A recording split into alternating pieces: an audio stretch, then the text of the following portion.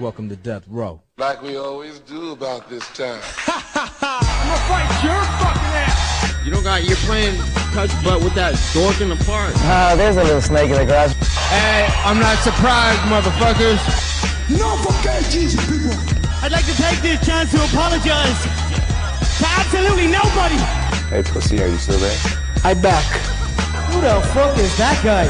Break out the red panties. We're rich, baby. I would like to introduce...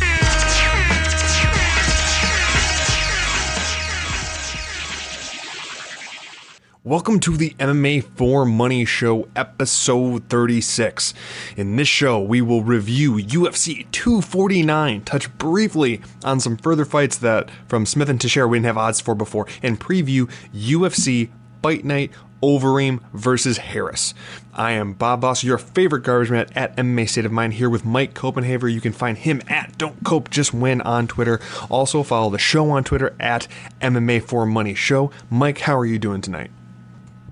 I'm doing absolutely amazing, man. Stoked to be here on the microphone with you to talk about some more UFC in our lives after dominating the fights last weekend. I hope all you fans got to cash your little bets and your tickets and had some fun with us because it was a lot of fun.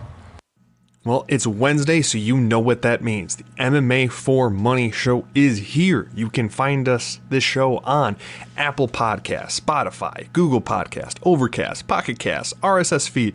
We are also on YouTube for both full-length shows as well as smaller tidbits to get your quick fix. Subscribe to never miss this show. Like, comment, share, spread the word, man. Give everyone else a little bit of view of what you're enjoying. Well, with that, we're going to go right into reviewing UFC 249. We finally had fights back.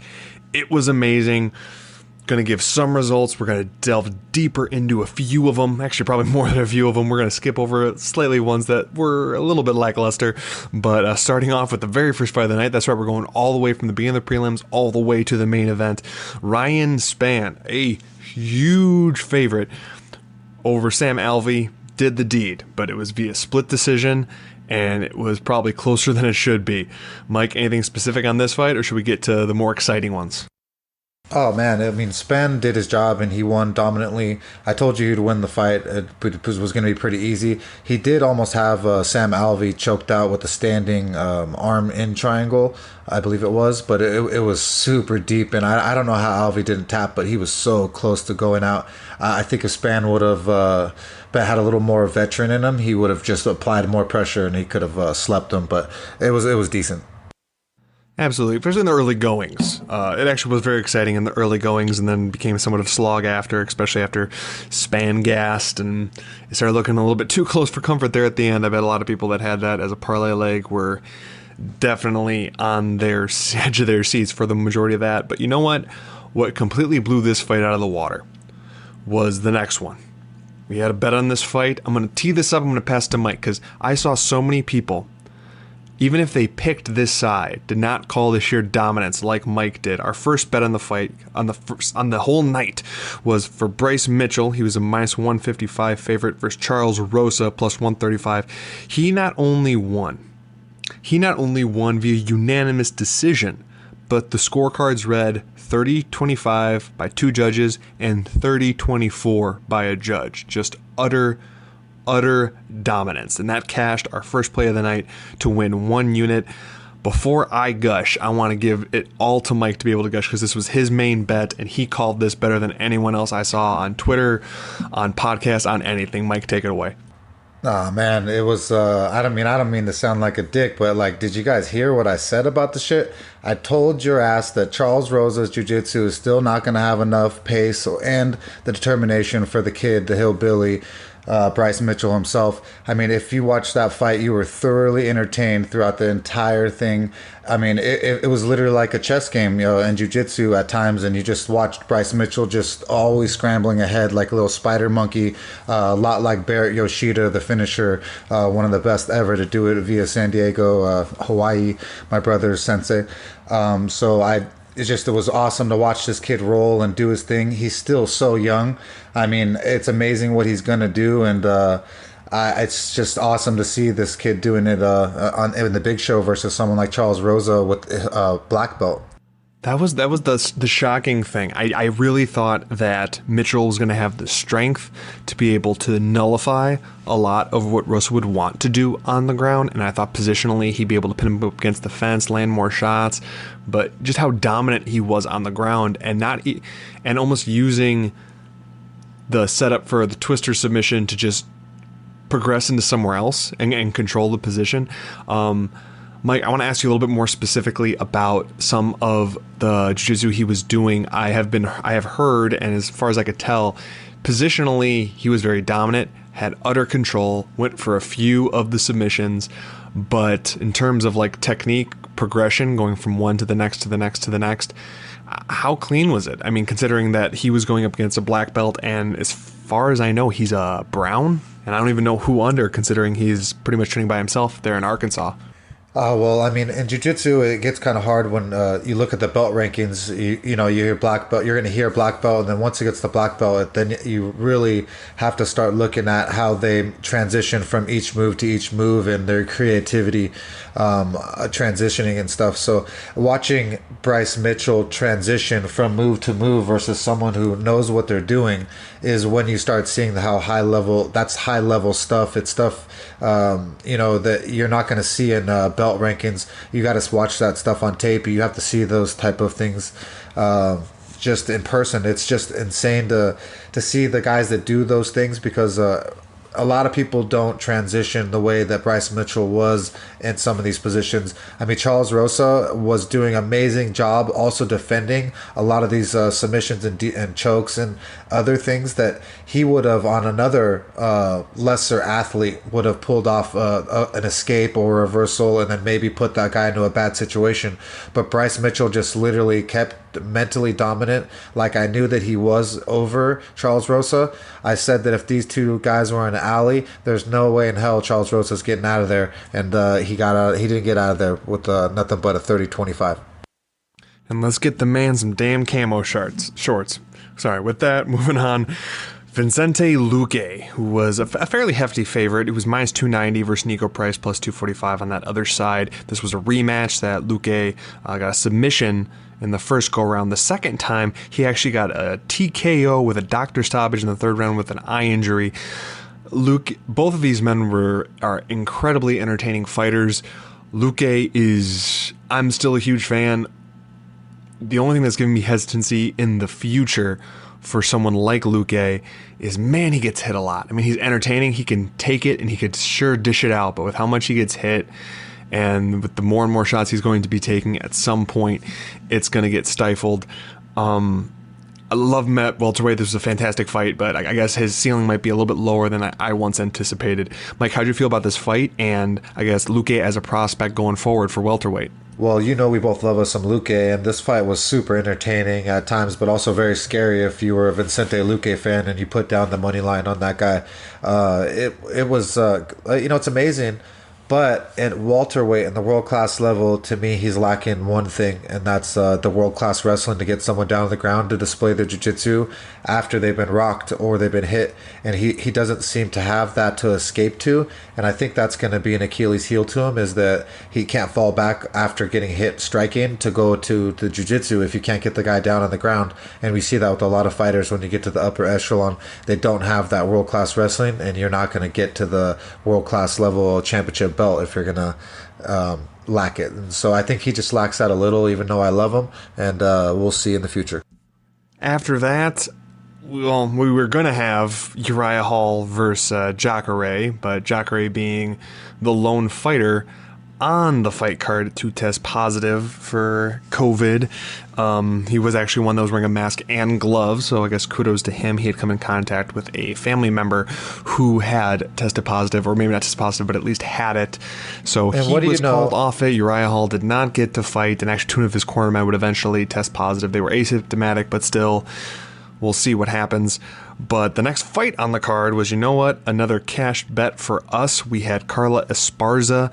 She was a minus 155 favorite versus Michelle Waterson, plus 135. We had Esparza by decision, and you know what, she won by split decision, but that still cashed to win 1 unit at minus 105 for us. So that's another plus 1 unit for us, giving us a perfect event of 2-0 plus 2 units for you guys for absolutely free from doing absolutely nothing but just listening to our show. So thank you for that. I'm only going to briefly touch on this fight because for all you those who watched it, wasn't the most exciting thing. So Mike, if you don't have anything specific to say about it, we'll go ahead and move on. Do you have anything to say about this split decision with 30-27s going both ways? It was just a weird fight, man. It could have went either way, and I'm just glad that we scraped by with that W because we deserve it.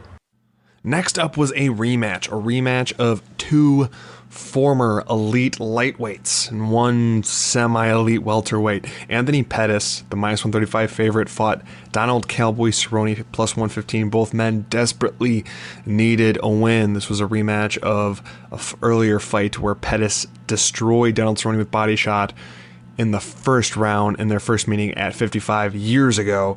This was a little bit closer. Donald had his moments, so did Pettis. Pettis came out with the unanimous decision. This could have gone either way. I know some people thought it was very clear for Pettis, but I mean, I would have been upset if it went either way. I didn't bet on this fight. And man, both of these men are not what they once were. I actually I would not be so upset if both would retire. That that is not me calling for them retiring, saying they don't have it anymore. But at this point, they're only going to face names or elite guys. If they're just going to fade away to having to fight up and comers, that's pretty rough. So they're both just that tier just below the elite, and they are probably fringe top 10, pushing even top 15. And Pettis has nothing to do at welterweight. He shouldn't be there. Cowboy can kind of deal with welterweight with how big of a 55er he was, but I don't know. I almost went away from this fight a little bit sad. I mean, it was a good fight, but obviously these men aren't what they once were. Mike, anything specific about Anthony Pettis versus Donald Cerrone, what could have been a WEC lightweight title fight back in the day?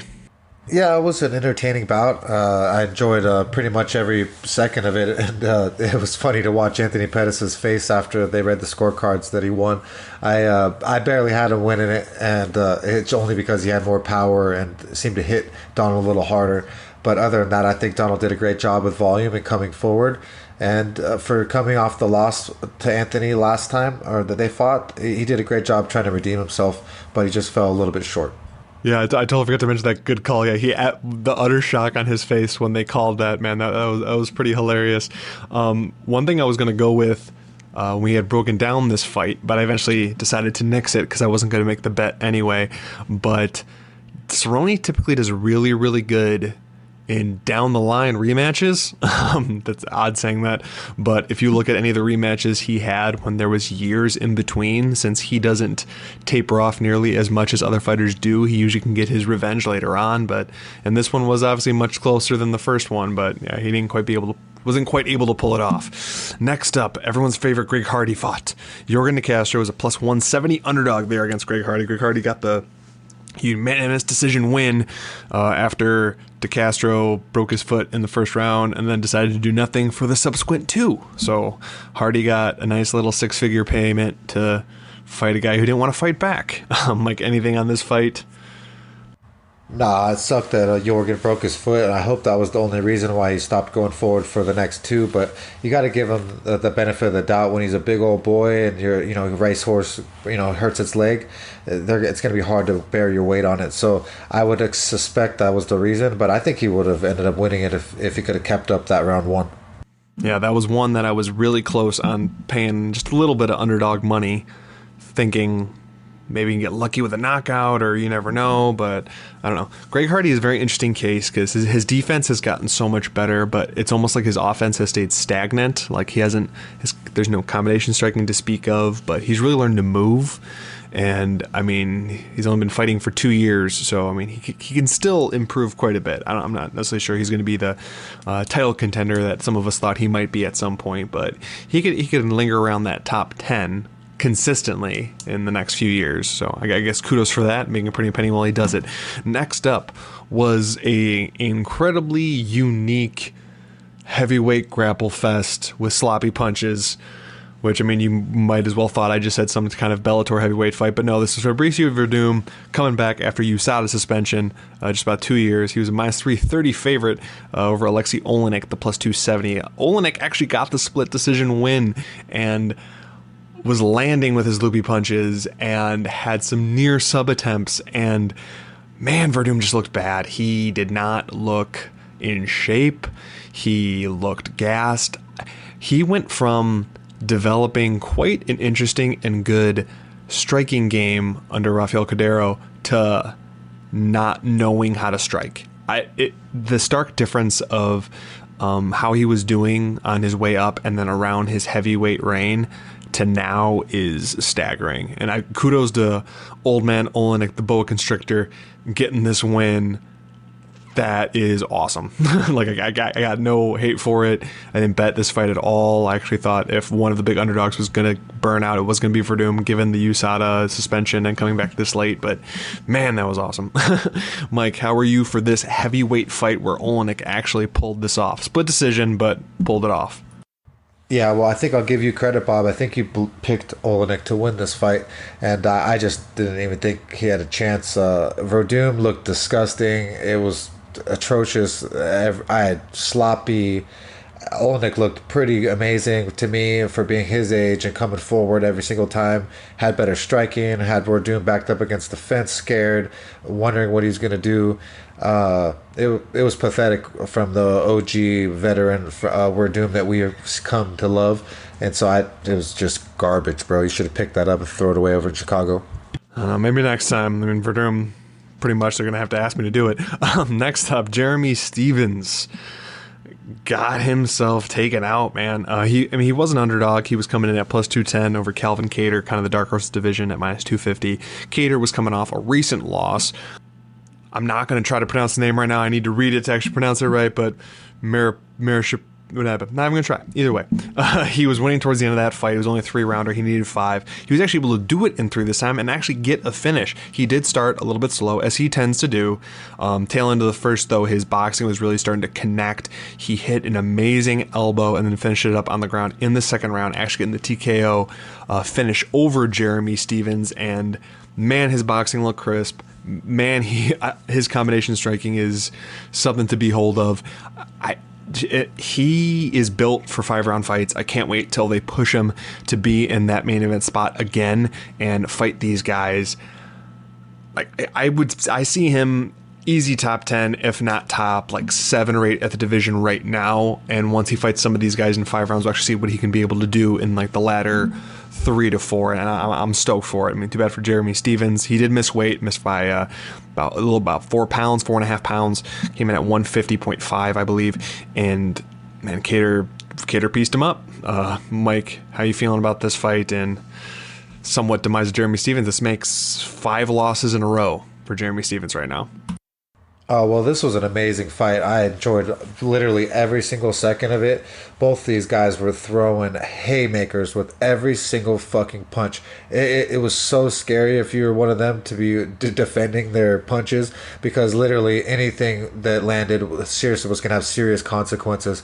And it just so happened that Qatar ended up being a little bit crisper and had just a little bit too much power and just so damaging, man. I mean, we've both been high on him for a long time. We both thought that if he had 5 rounds versus Abit, that he would have taken him out pretty thoroughly and easily. And so I love this kid. I think he's got a huge ceiling. He's definitely top 5 to me for sure right now.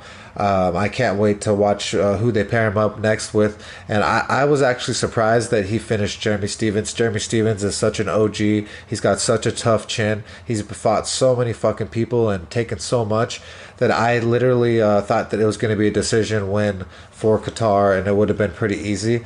And he just starched his ass. And so it was an amazing fight. Next up, Francis Ngannou killed a guy. 20 seconds into the fight, Jairzinho Rozenstruik left consciousness. He was the plus 225 underdog, coming off a last couple second win in a fight he was losing versus Alistair Overeem. Go ahead. I said he was going to die.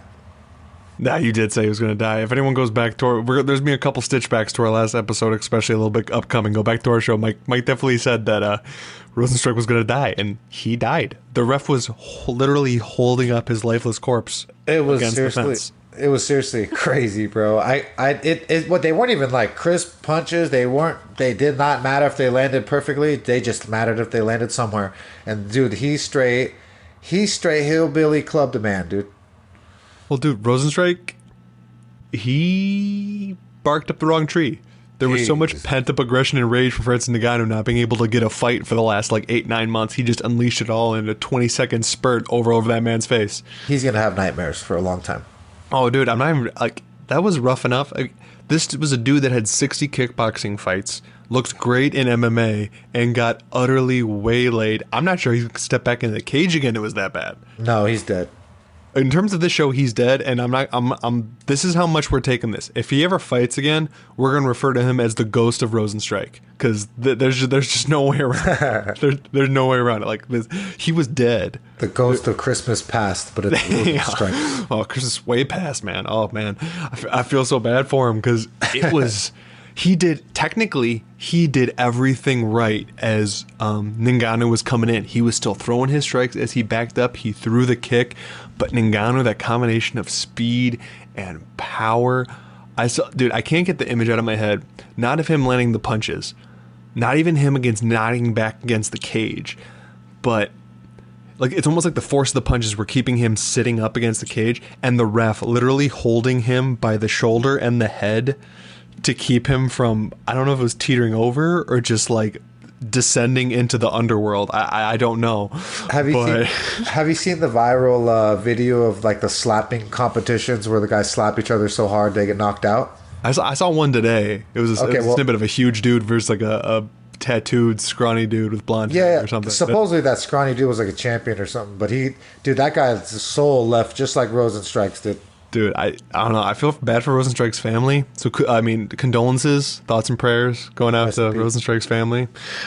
So, again, yeah, remember that. In the future, we will refer to him as the ghost of Rosenstrike if he ever comes back. We're taking away his last name because it's too cool of a last name for a guy that just got, demolished that bad. He's going to be the ghost of Jairzinho, and no one will remember what that is because no one knows him.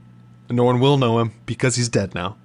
Either way, Ngannou should get a title fight off this, although the heavyweight division is kind of messed up with where Stipe is. I mean, kudos to him, man. He is a first responder with where he lives in the Cleveland suburb area, and his gym is closed. He can't train.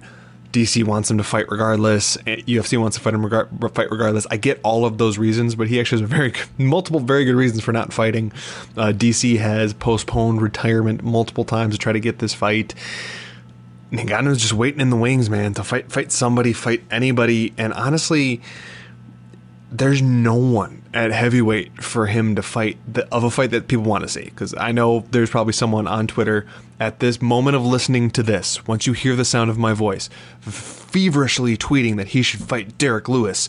No, we're just stopping that right now. I never want to see that again. No one wants to see it again. The next best person in the division is Blades, and he beat him twice.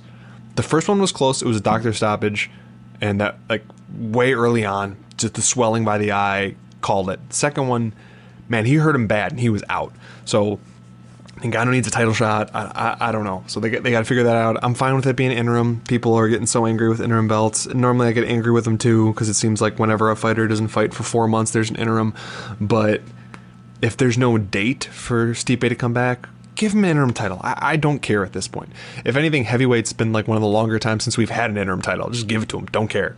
Or have him fight a big name. Rumble wants to come back. Rumble's said he weighs 238, I think, is what he just said. Today he posted. Have them fight. Go team. That's an amazing fight. Both of them would take that fight. Make it for an interim. I'm game. Let's do it. Mike, any follow-up talks about the ghost of Jairzinho or Frankie Murder or anything like that before we move on? No, man, it's said and done. Ngannou is the man, dude. He's got so much power. I want to see him fight Stipe one more time. Yeah, man, I love me some Stipe. He's my Midwest champ. But you know what? If he fights Francis Ngannou, again, I don't like his chances. Literally the only heavyweight I give a chance to beating Ngannou at this point is DC, just because I think he'll be a lot more relentless with takedowns and he won't take those chances. But I don't know if we'll ever see that fight. In the co-main event of the fight night, of this pay-per-view, of us finally being back, of the first of 3 fight cards in the new Mecca of fighting, as I'm calling it, Jacksonville, Florida. Dominick Cruz fought Henry Cejudo. Dominick Cruz was a plus 190 underdog against the King of Cringe. All the monikers he wants to have for himself. Was a minus 230. Finished him with knees and punches in the second round with seconds left, where he was still conscious, but I completely understand the stoppage. Mike, where were you for the King of Cringe? Oh, I loved it, dude. I mean, I called it pretty much to a T in the sense of that I know Dominick Cruz personally. I know for a fact he does not like to get hit. He is not tough. He does not want to fight in the streets. He definitely is a great athlete, great professional, great trainer, great all kinds of things. But the reason why Dominick Cruz developed so much foot movement was because he's scared of one thing, scared of fucking getting hit. And I've got a lot of shit from a lot of people for always saying it, but it's the goddamn truth. And if I didn't have personal experiences with Dominick Cruz, with his, like, let's go back to the specific experience. When Dominick Cruz moved to Arizona and he came to Brandon Vera's house to San Diego to train with my brother and everybody at Undisputed, and then they broke off to Alliance MMA. He had some girlfriend who was some hood rat. She ended up trying to give me her number and saying that I came to Hooters, the restaurant that she was working at, to come see her. It's like, bitch, no one comes to Hooters to see nobody but other than fucking chicken wings, okay? And the fact is that when Dominick Cruz found out that bitch gave me her number, he didn't do a goddamn thing to me, right? This big bad pro fighter had all this experience, didn't have shit. He's not tough. He's not going to do shit. So that's exactly what happens. That's why he developed foot movement, because he's not tough. So he ended up fighting a guy that's tough today, got his ass beat, fought Cody Garbrandt, and he got his ass beat. Go back to our podcast when I talked about it. And I said Cody Garbrandt was going to whoop his ass. And today, we're talking about Cejudo whooping that ass. So I'm just going to say, stop giving me shit about it. It's the truth. Dominick Cruz ain't tough. What were your thoughts on, like, the actual stoppage? Because the knee absolutely rocked him, sent him down, rocked him. The punches didn't seem to be doing much. He was trying to get up. Obviously, they were unanswered, so I'm totally okay with the stoppage, even though he was still conscious, so you could have kept it going, especially with them only being a couple seconds left in the round. Are you cool with the stoppage, or do you think it was a bit early? You know, I think, wasn't it Jason Herzog, off your memory, who was the referee? Do you remember? No, it was Keith Peterson, the dude with all the tattoos. Okay, so I'm getting confused with someone else. So the stoppage, though, to me was good in the sense of you're going to get damaged very, very badly coming up with followed-up shots, especially in that position. But, I mean, he's starting to make excuses, you know? You got beat up. It just is what it is. He used to take things very well, like he tried to take his losses last time, but this one, I guess he's just going to make the excuse that the ref shouldn't have stopped it, but I think he would have got his ass beat. Give him another shot. Get your ass beat.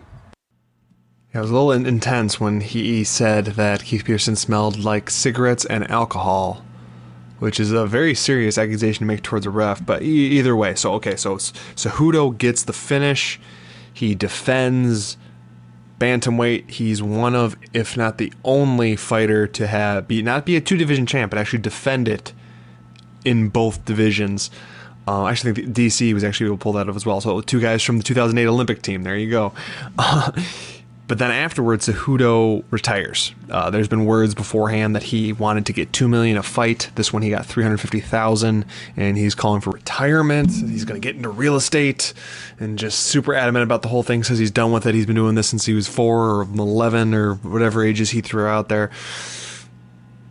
I personally think it's going to stick, just because he did the same thing with wrestling. Once he did all he wanted to do, he just backed out, even if some people might not say he has the credentials to call himself the best. In his own mind, he is, and he's calling it, and he's saying he's retired. So I actually do think this is legit. Mike, what about you? Do you think this is a real retirement, or one of the typical MMA ones where give him 6 months and he'll be back? No, I believe 100% that when he says that he's retiring, that he's retiring. Athletes like that, when they say certain things and certain words that I heard him say, he says he's tired. He's tired of training. He's tired of waking up every day since he's 11 years old, working hard, and he deserves the fact to go retire. I think it's the smartest thing for his brand to do is to retire on top with all those gold belts and the gold medal. And, he deserves it. You can't blame and hate on an athlete for ending it at the top, and I respect it, actually. And I'm stoked that he's going to just go over and do something else and probably be very good at it. I'm with you 100% on that one.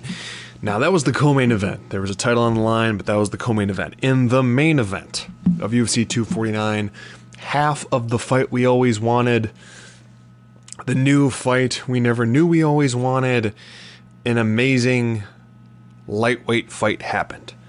Tony El Cucuy Ferguson was a minus 180 favorite versus Justin Gaethje, was plus 158.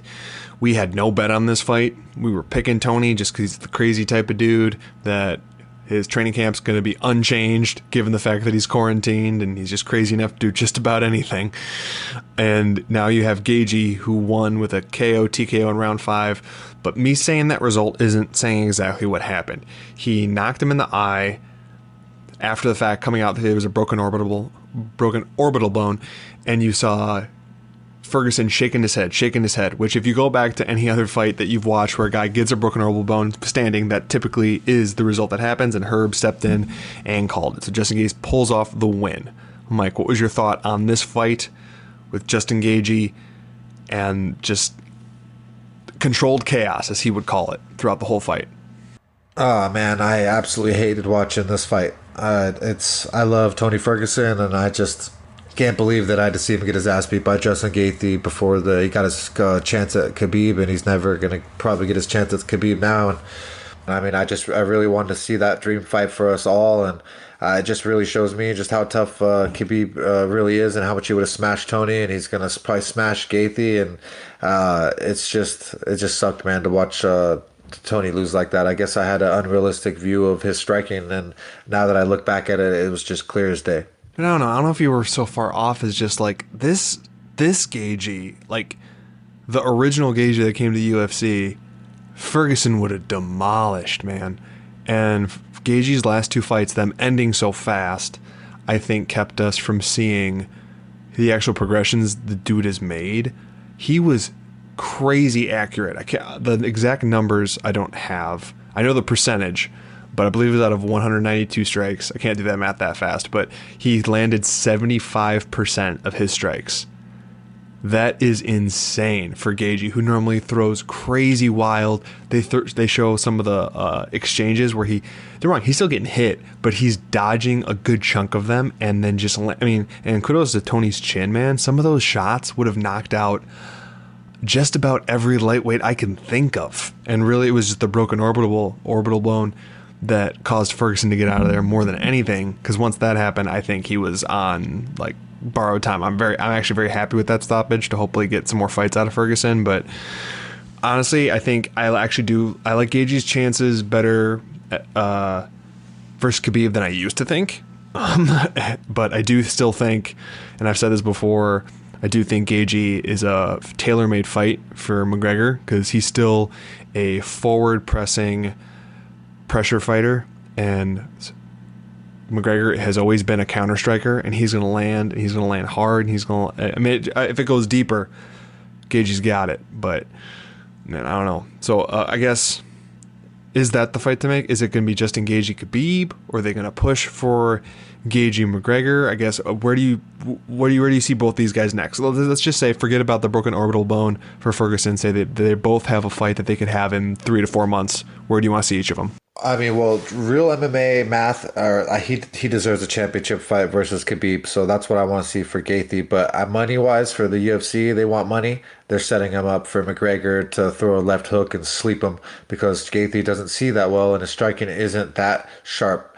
But it doesn't mean that obviously Gaethje can't win. But I think they're going to go after the money fight, like you just said, with Gaethje versus McGregor, because Khabib will sleep them both. Now, I would say, hey, we're jumping into the next fight card, but as we discussed on the last show, the next fight card is Wednesday night. And it's Wednesday. So we wanted to give you guys our bet for that fight card last week's show. So you had enough time to make sure you listened to the show, you would get the good number that we put out there, and you would get our bet. And for those of you that don't remember that, our bet for the UFC on ESPN plus 31 Smith vs. Teixeira card is a bet on Anthony Smith at minus 160. That's to win 1 unit. He's actually minus 175 now. So if you would have followed us then, you got a good number. We went over the 5 fights that there were odds for at the time. There are 3 fights we are actually going to quick go over now because they didn't have odds yet, and some of those are on the main card, and they're interesting fights. So we have 3 fights we are going to go over. If you missed one of the ones on the main card and you say, hey, why aren't you talking about that? Go back to episode 35 of the MMAforMoney show. Go back on your podcast feed or wherever you want to, or you can go look for the individual breakdowns that will be on our YouTube to see the ones you missed.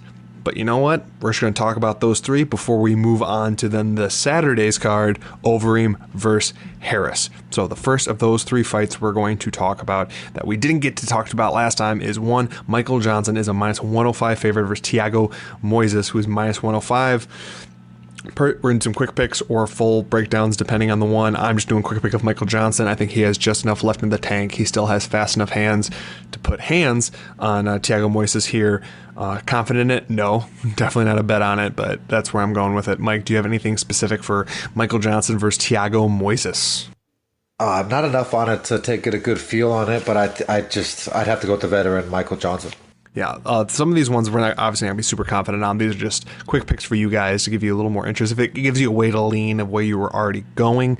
Next, Drew Dober is a minus 110 favorite versus Alex Hernandez plus 100. Yes, the guy that went real bad on Cowboy and then got shown to be lacking. I know Mike is on a very particular side here, and I'm going to pretty much echo everything he's going to say, so I'm going to throw it to him so he can give you his breakdown, and just imagine to times that by 2 for me. Well, this is a gift, and you guys need to bet it.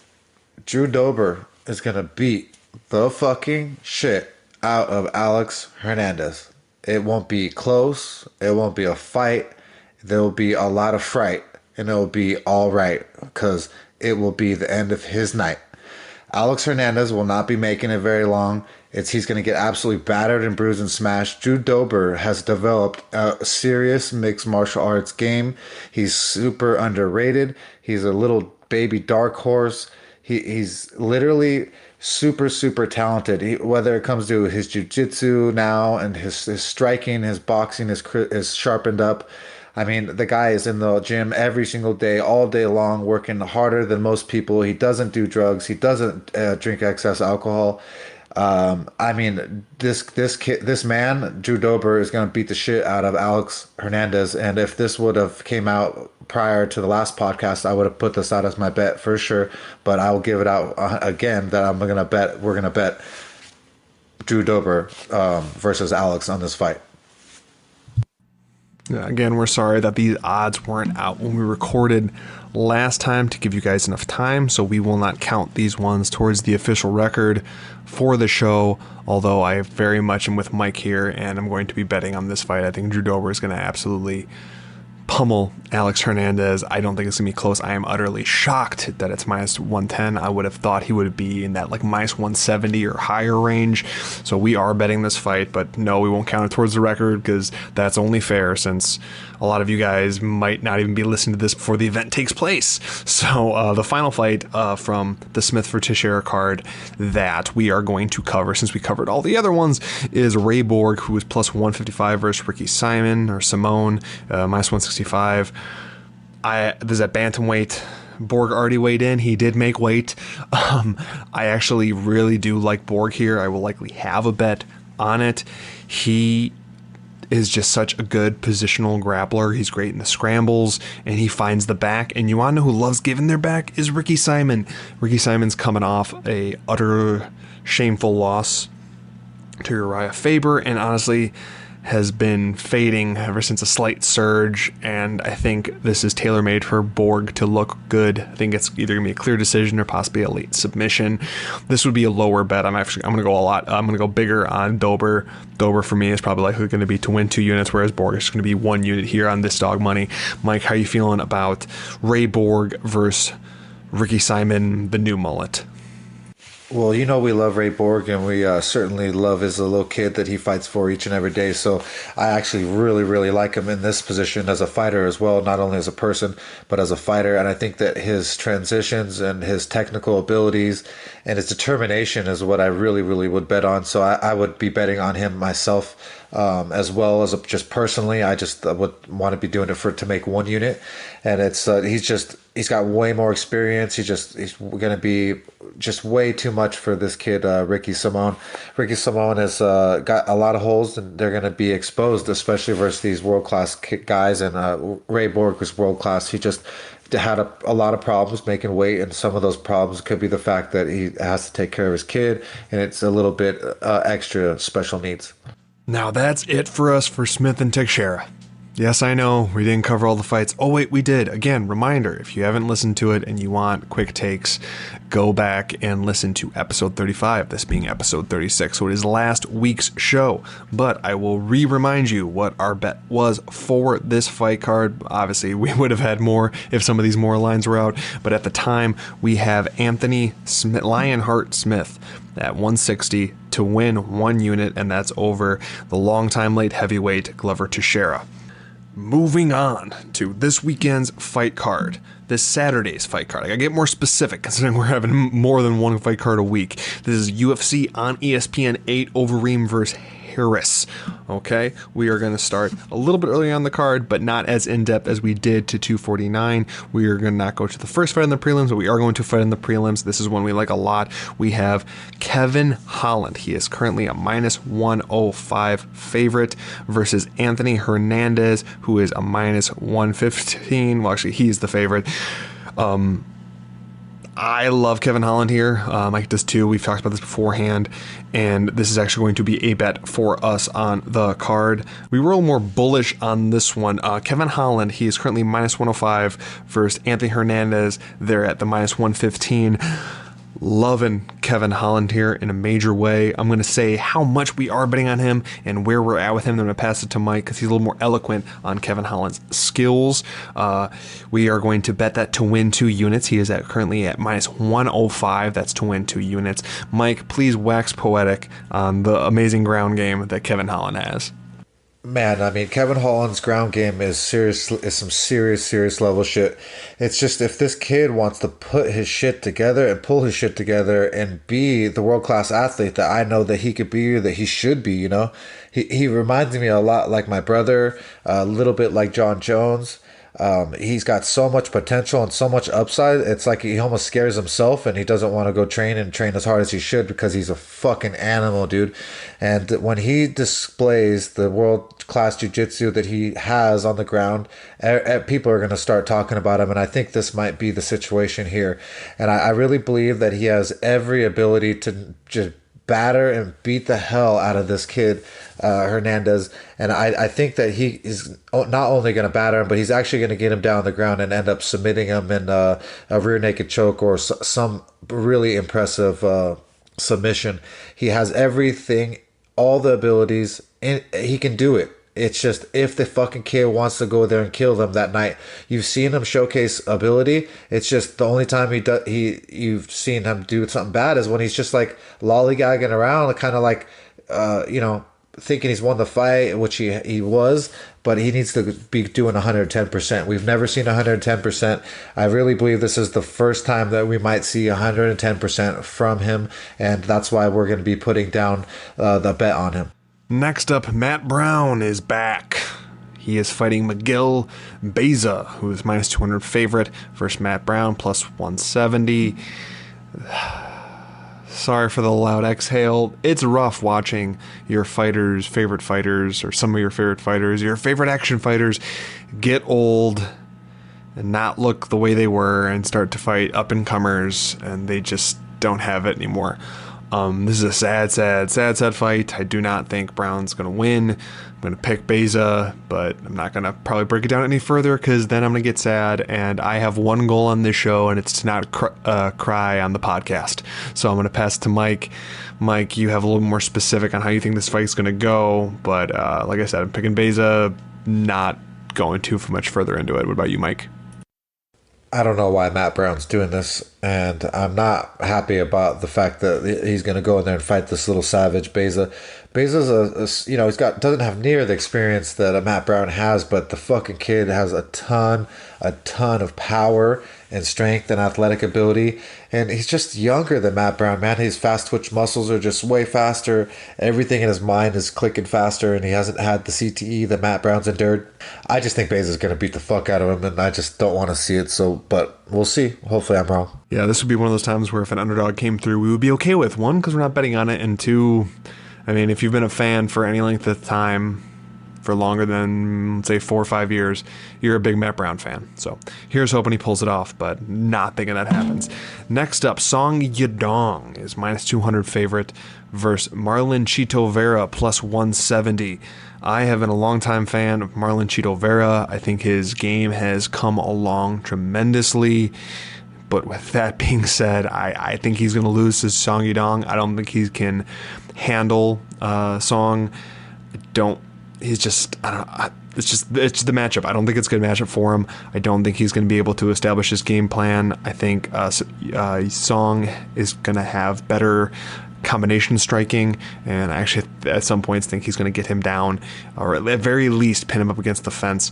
Like I said, I love Marlon Chito Vera. I don't have a bet on this fight, but I do not think he is going to win this one. So the pick for me is Song Yadong. Mike, where are you? Yadong, Vera? I'm with Yadong. I think Yadong's too young and too strong, and he's going to just have too much power for Marlon Chito Vera. Marlon Chito Vera is a great, amazing athlete. When he uses his game plan, it works out well, but he's got really, really skinny little lead legs, and I believe that Song Yadong's going to be able to kick those scrawny little legs of Marlon Chito Vera, his front legs out, and do some major damage on those lead legs, and it's going to be able to make Marlon Vera's game plan just go out the window, and he's just going to get TKO battered by Song Yadong. Krzysztof Jotko, the one-time 85 prospect who has had a rough go of it, is now fighting Eric Anders. Jotko is a minus 160 favorite over Eric Anders at plus 140. Eric Anders is back at middleweight, where he should have always been. Speed and athleticism, and I guess even power-wise, I go Anders. Skill-wise, Jotko has probably got it. I'm picking Anders here, but I wouldn't be surprised because he kind of is a finish or bust kind of fighter, so I wouldn't be shocked if he gets the finish, and if I had to bet, I would lean that way. This is definitely if you're going to bet on this one, you got to go with the dog. I'm not betting on this one, but pick is Eric Anders here. Mike, where are you for the former collegiate football star versus Krzysztof Jotko? Man, this is a weird one. Krzysztof Jotko, I've been high on for a long time, and he's just one of those guys that he just seems to disappoint me a lot of the time. And so I don't know, man. I feel like that Krzysztof Jotko is the mixed martial art, is the superior mixed martial artist. He should have everything for Anders. But what he doesn't have is a chin, and if Anders comes forward with enough power and backs him up aggressively, that could end the whole fight and everything. So he could be winning for 3 rounds and then get clocked by Anders, or 2 rounds get clocked by Anders and lose. So I don't feel confident in picking either of these guys, and I just it's going to be a weird one. That's a really good depiction of it. This is going to be a weird one, and you guys might not know it going into it. If you don't know these two fighters, this is going to be an odd looking fight. It's going to be, unless it's a quick finish in the early goings of the first round. There's going to be large stretches of Anders not doing a lot, random explosions from Eric Anders. Jotko, it all depends. If Jotko remembers that he has a jab, it might be rounds and rounds of him throwing a jab out, because sometimes he forgets that he has a jab, and then he just doesn't do it, and then he gets hit, and then he gets finished, or almost finished. Like, Mike's right. It's going to be a weird fight. Next up is a weird fight, but in a different way. Edson Barboza, the long time lightweight, elite finisher lightweight, is here at featherweight. For his featherweight debut, he's minus 130 versus Dan Ige, kind of a surging featherweight prospect at plus 110. Edson Barboza is going to hurt this dude. I'm sorry about that. If he can make the weight, which he should be able to, the fight's in Florida. He's now training in Florida. No, he's no longer training in the other spots. He's down there at ATT. So it should be a short trip. Everything should be on point. Doesn't have to fly. Doesn't have to do all that stuff. So if he's going to make weight at any point, it's going to be for this. If he even looks remotely good on the scale, I'm much more confident. But I think he's going to make the weight. And this is such a drop in competition for Bosa. And this is such a leap in competition for Ige.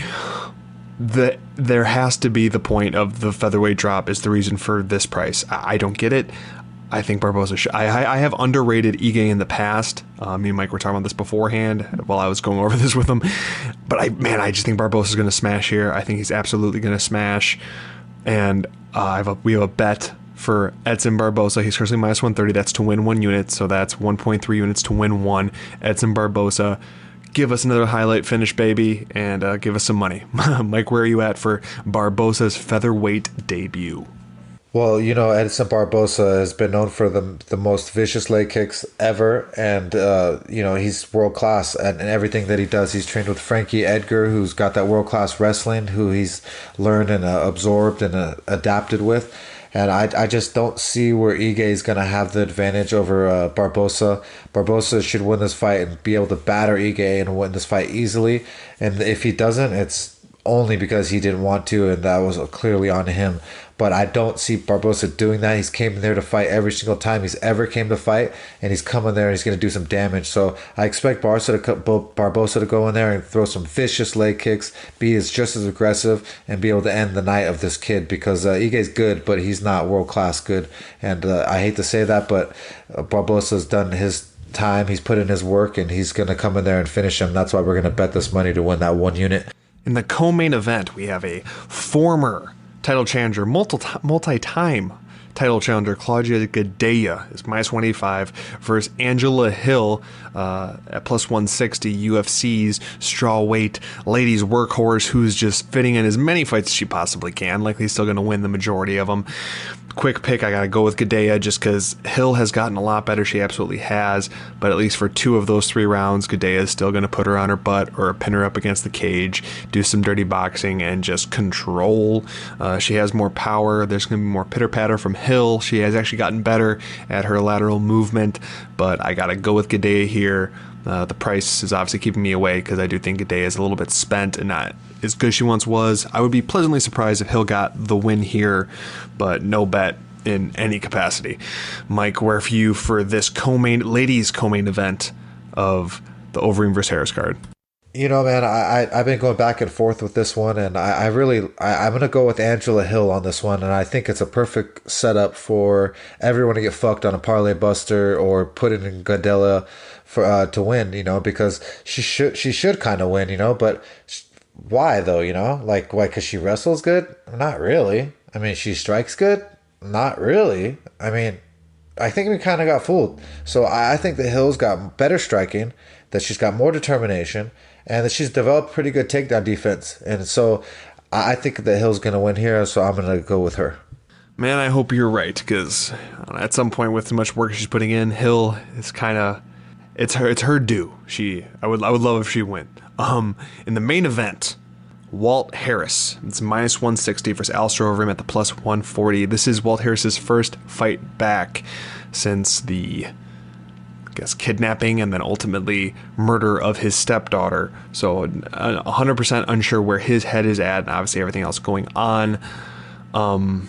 Alistair Overeem is coming off the loss to Rosenstrike, where in a fight that he was winning the entire fight, basically, and then got destroyed in the final seconds, which was rough. I'm not going to do the breakdown on this fight. I'm going to give it to Mike because this is going to be a bet for the podcast, and I am backing this bet, but Mike is the one that brought this bet forward, so it's only right that Mike breaks it down. Mike, where are you for the main event of this event, Harris versus Overeem? Well, I'm on that Walt Harris train, and I'm going to be on that train until he proves me wrong.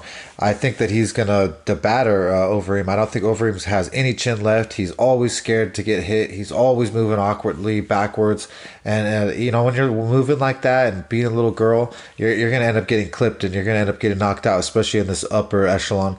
And I really believe that Walt Harris is pissed off that his daughter died. He's fucking furious, and he's gonna unleash a big old Godzilla on this fool, and Overeem's gonna literally end up just like Jairzinho Rosenstruck did last weekend and end up sleeping. So as a quick review, again, obviously, second everything Mike said about Walt Harris, he convinced me. I was on the fence with this one, but you know what? He's absolutely right with where Harris is at and Overeem's chin and all of that. So to review the bets for all of you, although we mentioned on the last podcast and we mentioned it earlier, we'll mention it again for the Smith Teixeira. It's Anthony Smith to win 1 unit minus 160. That's for that event. And we actually have, if you noticed and listened, we have 3 bets on the Overeem versus Harris card. The first one being Kevin Holland minus 105 to win 2 units. That's our first bet. Our second bet is Edson Barboza minus 130 to win 1 unit. And then finally, in a main event bet, we have Walt Harris minus 160 to win 1 unit. Now that is 3 bets going on. We will be back next week, but don't forget to subscribe to us on your platform of choice: Apple Podcasts, Spotify, Google Podcast, Overcast, Pocket Cast, RSS feed. Remember to subscribe to us on YouTube for both full-length shows as well as smaller tidbits of the show. Like, comment, and share to spread the word. And with that, let's roll.